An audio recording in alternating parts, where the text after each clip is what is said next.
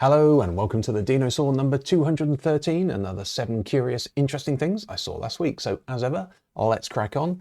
First one is FlexiVol, and this is a really interesting volumetric display, or at least an interesting take on it. So if you're not into volumetric displays, it's one of those 3D displays that looks a little bit like the Princess Leia scene out of Star Wars. You can see them from any angle, but this one is a really novel approach because it uses vibrating elastic bands to project the image on, and therefore you can put your finger in it and it won't chop it off, because most of these volumetric displays use whizzing round things or cubes that you can't actually push into. So this is really interesting that you can then interact with it. It can then, be programmed to affect whatever you prodded, and you don't get your fingers chopped off, which is very interesting. So very novel approach, really like that one.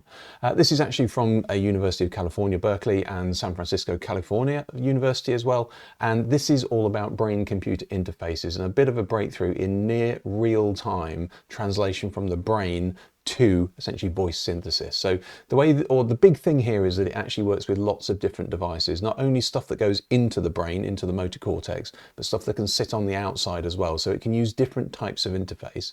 But what it does is it actually intercepts the muscle signals that would have gone to the mouth or the throat that you would have used to say the words, and then translate those with a little bit of AI magic into near real-time voice synthesis. So for those people who have lost their voice, then this is actually a game changer. So again, looking forward to the future, this might actually give people who can't speak or have previously spoken a chance to speak again, especially with their own voice using synthesis. Really interesting.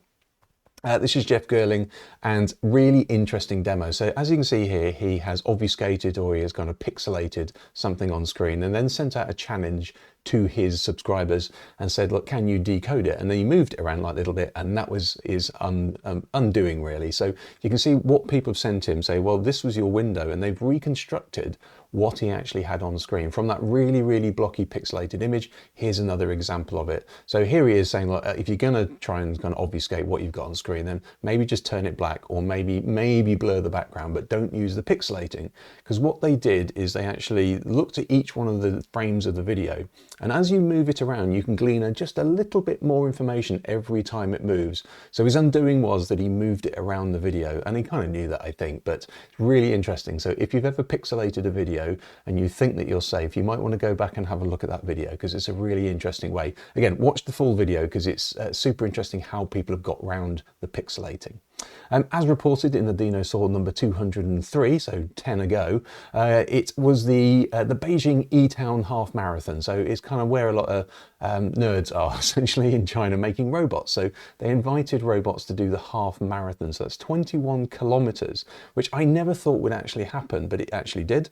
The winner was Tiangong Ultra, which is the robot you're seeing here in the funny orange vest.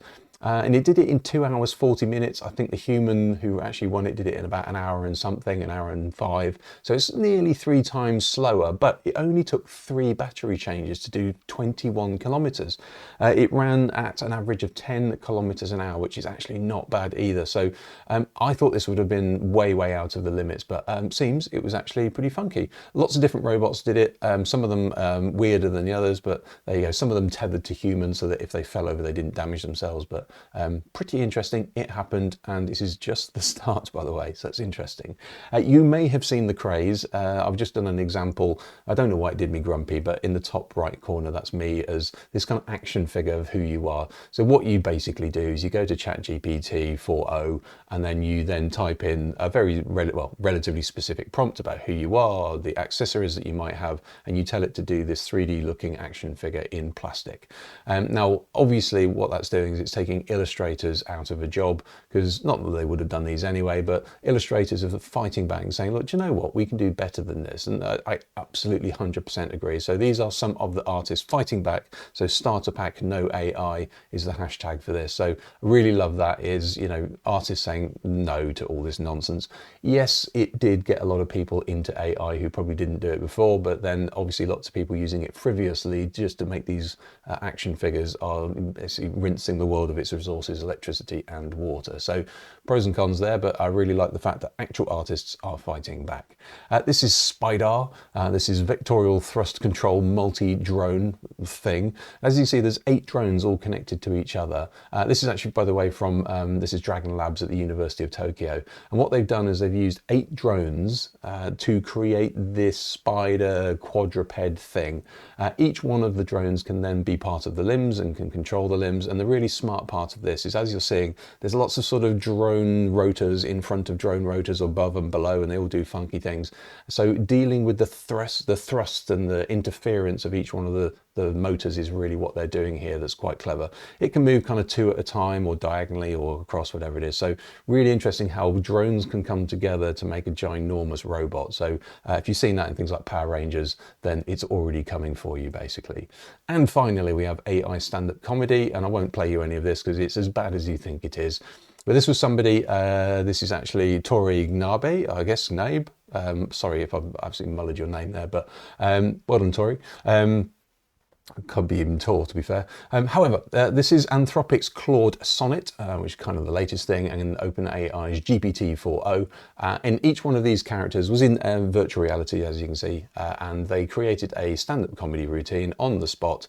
Each one of them was then giving it their best stand-up routines, and they were sort of playing off each other. And then the audience was all AI generated as well, and it was as terrible as you can think. If I was going to give a winner, I would say it was Claude. Actually, by a fairly long shot as well. OpenAI's comedy was terrible. But there you go. If you're into that sort of thing, then there's more of that coming, and it's obviously infinite bad comedy. There you go. Hopefully that was interesting. Hopefully it was useful. If it was, subscribe. If you haven't, maybe send it to somebody awesome who will subscribe. But I'll speak to you next week.